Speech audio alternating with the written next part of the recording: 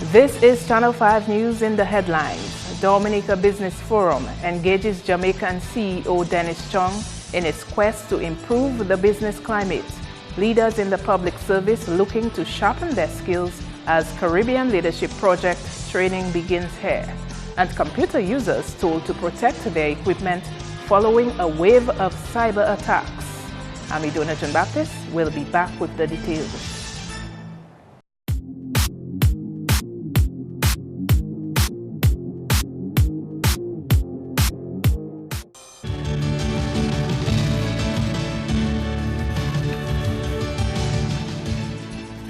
First up, Chief Executive Officer of the Private Sector Organization of Jamaica, Dennis Chung, says governments should consider expanding economic activity rather than increasing taxes on its citizenry. Chung is here on the invitation of the Dominica Business Forum to share the Jamaican experience, in which he will give pointers on how to strengthen the local private sector. He addressed the media on Tuesday, following a meeting with members of the Dominica Business Forum. We asked Chung about his impression of taxes as a revenue generator for government and what advice he would give on how government could grow the economy in other ways. I can't speak specifically about any specific tax.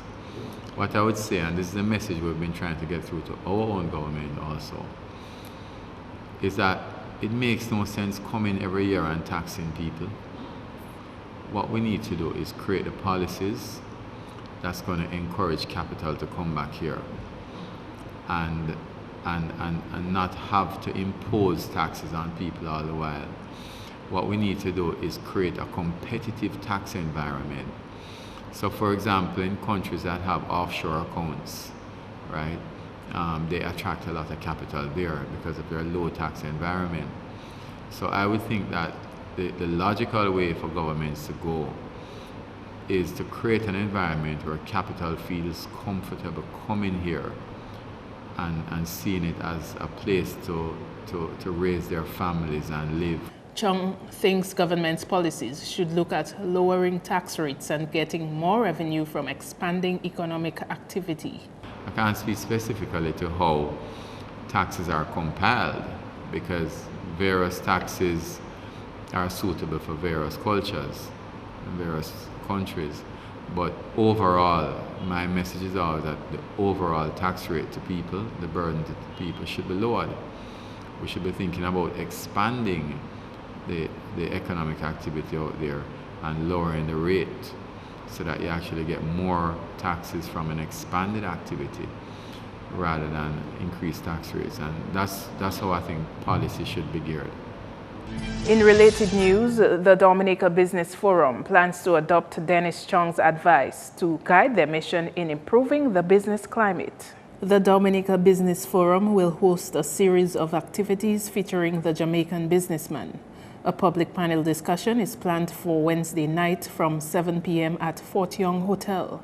President of the Dominica Business Forum, Severin Mackenzie, says they have arranged for Chung to meet with government ministers and members of the parliamentary opposition on Wednesday. One of the things we do not want to do is to go reinventing the wheel as to how a private sector organization like the Dominica Business Forum should operate. So we're really hoping that he has already given us quite a number of indicators as to which way we should be going, and as we continue, we'll continue developing it. And at the end of it, we will be putting certain things in place as far as follow-up action is concerned, because our aim is really to get the Dominica private sector on the move. In other developments, Dominica is hosting Cohort 10 of the Caribbean Leadership Project from June 12 to 16. The CLP, funded by the Canadian government, is holding the first face-to-face module for Cohort 10 in its Leadership Development Program. The purpose of the LDP is to support public service leaders in developing their capacity to contribute more effectively to regional integration, economic growth, and gender-sensitive public sector reform. This cohort comprised 30 mid-level managers of the public service and officers of comparable rank from 11 national governments and 1 regional organization. A welcome cocktail reception was held in honor of the participants at the State House on Monday evening. I think your selection of Dominica for this program phase is well-timed as the island presents itself as a good case study for applied knowledge and skills for leading in adversity, leading with diversity, and with tenacity. This sort of transformational leadership is what we believe has and will continue to place Dominica and the rest of the region on a sustainable growth path. Unless we harness the human capacity of the future generation of leaders, the current generation would have failed in its mandate. It is believed by some that a selected group are born leaders. Others assert that leadership is cultivated. Whatever your persuasion or conviction on this, while welcoming you here, I take the opportunity to admonish you to make the very best of the entire training program. We've designed the project so the multi-module leadership development program is buttressed by 4 pillars. So the first pillar is the continuous learning and development network. You might think of this as an alumni network, so that these participants can continue to explore new ideas and practices with each other. Our goal is that the alumni continue to collaborate and support their peers in other countries and cohorts, so that of the many cohorts, you have one community. The second pillar is research that incorporates the uniqueness of the Caribbean. Our Action Research Roundtable focusing on governance at the core, and our second one focusing on the enabling environment for leadership development, brings together very serious and experienced participants from across the region, applying the research that currently exists to bring together the practitioners and the theory so that you can better demonstrate a path that you can go forward with this leadership development. Because, as we said, leadership takes place in the context, not in the classroom. The 2 other pillars are supporting the enhanced capacity of learning specialists so that they can continue to design and deliver world-class leadership development programs in the region. The 4th pillar is exploring the enabling environment for leadership. So the result of all of the above will be a legacy organization known as the Caribbean Center for Leadership Excellence that will be both financially and programmatically sustainable beyond the end of the funding of global affairs. The Caribbean Leadership Project is the brainchild of the late Sir Dwight Venner, former governor of the Eastern Caribbean Central Bank. The parliamentary representative for the Roseau Valley says a $1.6 million contract for rehabilitation and construction of the Providence Road at Loda is important when one considers that 80% of tourists to Dominica visit the Roseau Valley.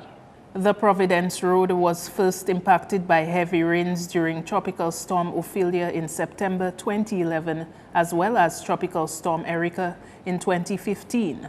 The minister witnessed the signing of the contract for the Providence Road on Monday. We have suffered quite a bit from this little area here, and I must say we have been blessed in Loda in particular. And why I say we have been blessed, this area is so narrow and has been compromised so severely that if there were any major earth movement or earth tremor, the whole of Loda would be cut off. So we've been blessed. Good Father has put his eyes over us. We have survived. And I'm very happy to be here today now, where we actually have a signing ceremony to really put the cream on the cake or the cream on the blessings, where we can get up to the Providence area. As you know, Providence, Loda/Providence, as a junction of the road going into Midland Falls, this major HPLA there, which is quite an involvement, to be honest with you. It's not a little undertaking. And I think the science involved in it, the technology by our engineers and the consultants, I think they've arrived at something in terms of a design that we can move with right now. And I'm really happy about it, looking forward to it. As a matter of fact, I visited the area a few weeks ago with the engineer, and we were discussing areas where we are looking at and where we could, you know, for earth movement, how we're going to dump the earth and where we're going to store the earth. Of course, you know, transportation is quite costly. So we have looked at certain things already in line for that. And this will only lend to the improvement of the road network in the Roseau Valley. That project, which will comprise slope stabilization and road realignment, is expected to reduce risks associated with landslides. Also on Monday, a $5.8 million contract was also signed for highway rehabilitation and river defense works west of the Hillsborough Bridge. As I have said in the past, this Labour administration is not daunted by the task of rebuilding Dominica following weather events. We remain focused on the task at hand, the development of the island's infrastructure to create an enabling environment for further growth in the productive sectors of the economy. And today, we see further proof of this. Indeed, we are all here to be part of a signing ceremony for 2 major projects.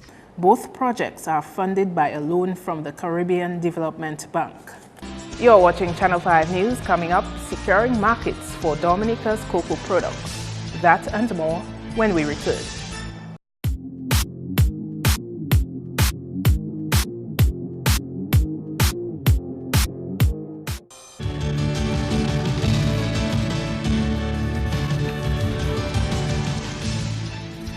Thanks for staying with us.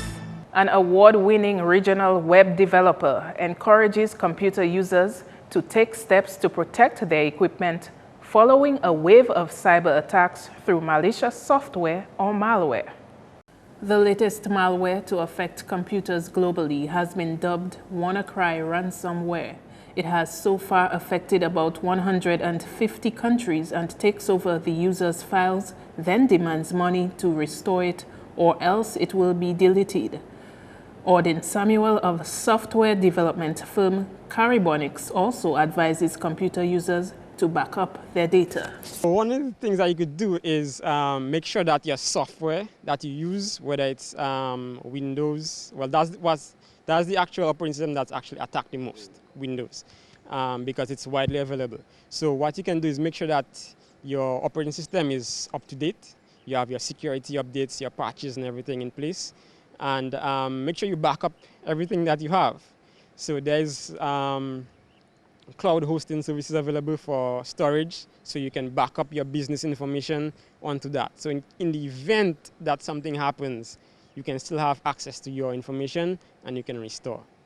So the main thing is make sure you have your security updates, you have an antivirus software, you have some sort of firewall in place.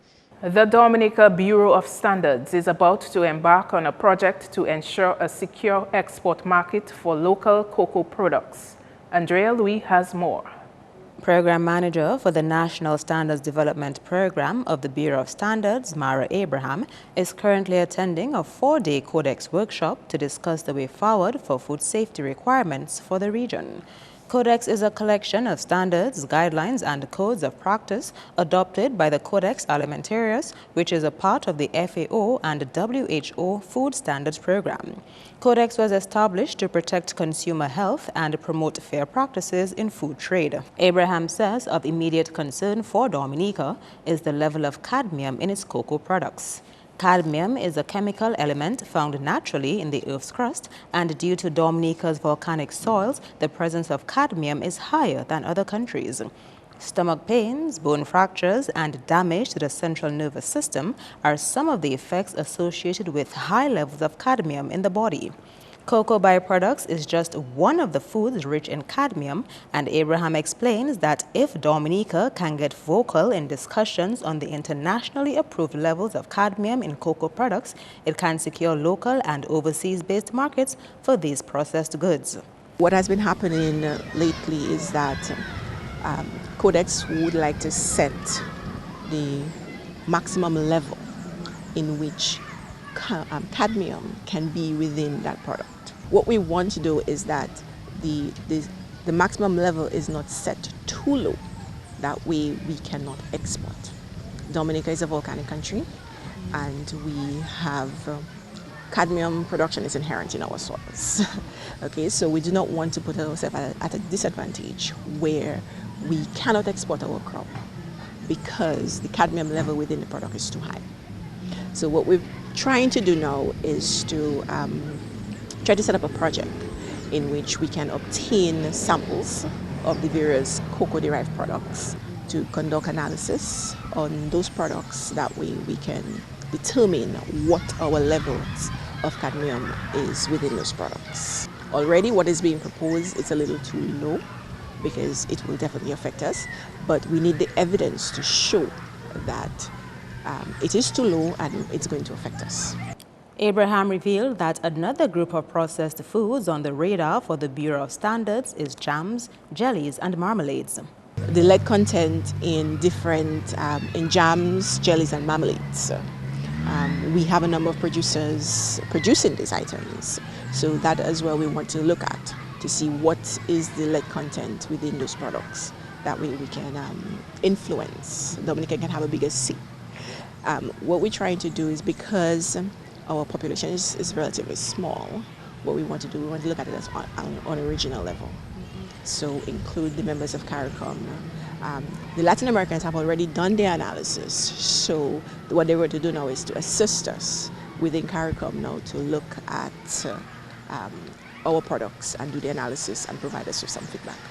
ICA and FAO's Coordinating Committee for Latin America and the Caribbean, CCLAC, will collaborate with the Bureau of Standards on the analysis of cadmium levels in cocoa products. Andrea Louis, Channel 5 News. And Prime Minister Skerrit says Dominica's size should not prevent it from asserting itself in global efforts towards world peace. Mr. Skerrit's comments formed part of his response to the opposition, who says he did not represent CARICOM at the St. Petersburg International Economic Forum. From June 1 to 3, Prime Minister Skerrit became the first leader from the English-speaking Caribbean to be invited to speak at that forum. CARICOM has a website. All the important things and decisions taking place in CARICOM, all the important meetings are reported on the CARICOM website. Go back to the middle of May. The meeting in Russia was on the 1st to the 3rd of June. Go back to the middle of May and see where you find in more than 30 postings of current events involving CARICOM, whether you see anything there about Skerrit representing CARICOM in Moscow.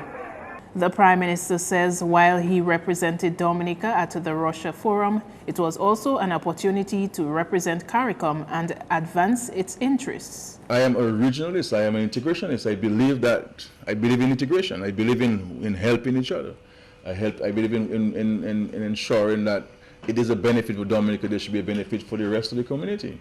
So wherever I can speak on behalf of the Caribbean community, I speak on behalf of the Caribbean community in advancing the interests of the whole of CARICOM. Mr. Skerrit says Dominica has had relations with Russia for the past 20 years, a permanent member of the UN Security Council. I'm hoping that in the near future that we can work on a number of very important bilateral projects and programs, but also dealing with issues of world peace, because we really have to bring to an end all of these wars and civil wars across the world. Is having a serious impact on the way of life of everybody in the world. Because if the world's attention is directed to the Middle East and the crises which exist there and so forth, and then we're going to move away from the issues of poverty reduction, we're going to move away from development assistance, we're going to move away from bilateral relations and seeking to see how we can use those resources to the well-being of people rather than bombs and bullets. And I believe that as small as we are as a country, though we do not have the means, but at least we can be part of the process of finding peace and working towards peace and tranquility in the world. The theme of the St. Petersburg International Economic Forum was achieving a new balance on the global stage. That's news. Your sports highlights next with Kenny Williams.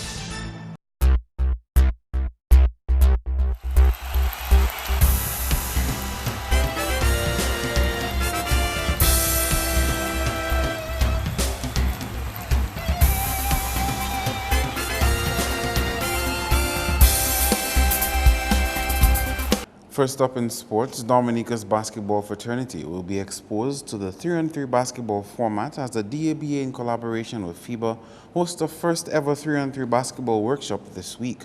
Secretary General of the DABA, Martin Dyer, says Tuesday's workshop will provide the knowledge necessary to efficiently play the game here. It's like 2020 cricket. It's a fast-paced basketball. It's a shortened form of basketball, and it's a more enjoyable and intense event. Today's workshop is just an overview of free and free, from the introduction rules, events, how you go planning it and so forth. Meantime, FIBA's 3-on-3 basketball coordinator, Nestor Rodriguez, says Dominica is in the perfect position to benefit from this format of the game. 3x3 was implemented in 2011 officially by FIBA as another way to provide athletes the opportunity to play internationally. We have the perfect weather. 3x3 is supposed to be played outdoors. So that takes away we don't have an indoor facility factor. Although 5x5 is our main mission, and we would wish that all our national federations had an indoor facility where they could develop their games. As a first step towards that goal, 3x3 could provide a national federation the right tool for development. 3-on-3 basketball was introduced as an Olympic discipline on the weekend. More on that story in a subsequent sportscast. Meantime, the Flow DABA League continues on Wednesday with Division I and Premier League matches on Wednesday. At 7 p.m., Business Sports Club Falcons will take on the veteran old school team in a Division I match.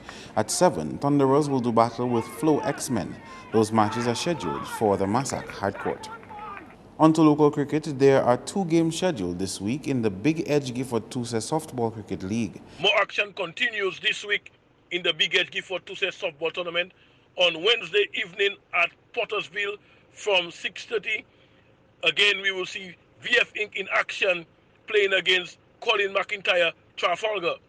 And also on Thursday night, the Pentecostal Assembly will seek to get onto winning ways as they come up against the Kalinago team.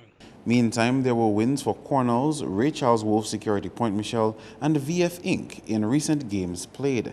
Cornell's beat Kalinago Red Force by 6 wickets, scoring 115 for 4 in reply to Kalinago's 111. Wolf Security dominated their game against Kalinago Red Force to win by 123 runs. Batting first, Ray Charles made 265 for 4, to which Red Force replied with 142. Finally, VF Inc. put on 103 batting first. Stuho Construction replied with 80 for 8.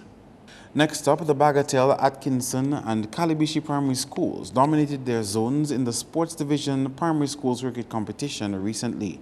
For the South District, Bagatelle finished on 12 points, followed by Bellevue-Chopin, Grand Bay, and Tetmon, all tied on 6, while Pilit-Savan finished in the cellar position with 0 points.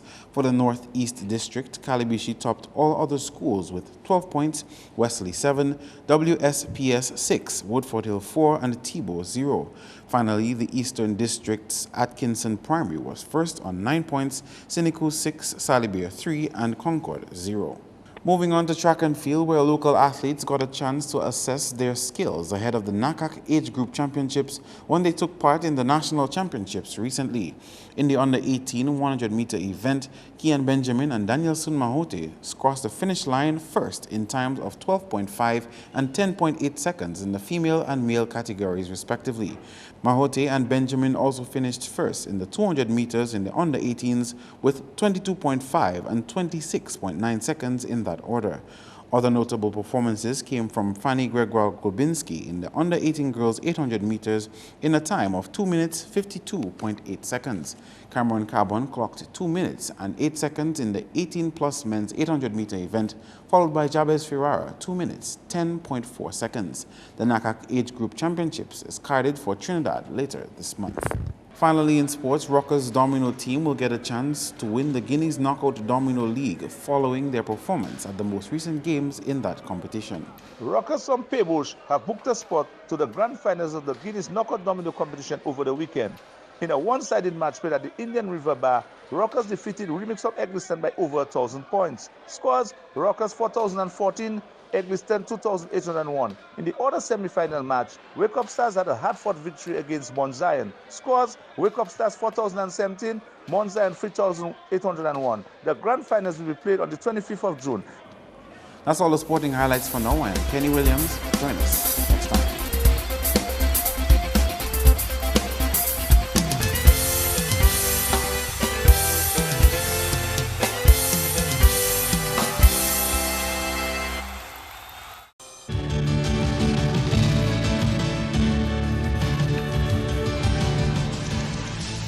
Coming up, the weather report. Good evening, Dominica, and welcome to tonight's weather broadcast. I'm your presenter, Marsha Alexander. We begin by taking a look at earlier infrared satellite imagery and what it showed. This area of convection associated with a tropical wave expected to move across the region during tonight and into tomorrow. And also, this area of convection associated with an upper level trough which continue to linger across the central portion of the region. Now, taking a look at earlier visible satellite imagery and what it showed, some multi-layered clouds across the Lesser Antilles today, and this resulted in partly cloudy to occasionally cloudy skies across Dominica. Now, taking a look at earlier radar imagery and what it indicated, scattered showers mainly across the islands to the north and south of Dominica, and also to the east of Dominica and moving towards the west. Tonight's weather is expected to be increasingly cloudy and breezy with some scattered showers, and tomorrow's weather is expected to be mostly cloudy and breezy with scattered showers and possible isolated thunderstorms due to the approach of this tropical wave. As a result, persons in areas prone to flooding, landslides, and falling rocks are advised to exercise caution. Sea conditions are expected to be moderate in open water with waves peaking up to 7 feet. Looking ahead to the next 3 days, increased cloudiness with showers and possible isolated thunderstorms can be expected tomorrow. As a result, persons in areas prone to flooding, landslides, and falling rocks, again, you're advised to exercise caution. However, as we move into Thursday and Friday, a reduction in shower activity can be expected, and also a decrease in wind speeds can be expected as we move into Friday. For the rest of the Caribbean tomorrow, due to the presence of this tropical wave, we expect an increase in cloudiness with showers and possible isolated thunderstorms across the central and southern portion of the region, with a relative improvement in conditions expected across the extreme north. Our international cities forecast: partly cloudy skies expected in New York, some showers and thunderstorm activity expected in Miami and Caracas, clear skies expected in London, with some rain expected in Beijing. Sunrise tomorrow will be at 5:44 a.m. and sunset will be at 6:37 p.m. For more information, you can call the weather hotline at 447-5555 or visit the website at weather.gov.dm.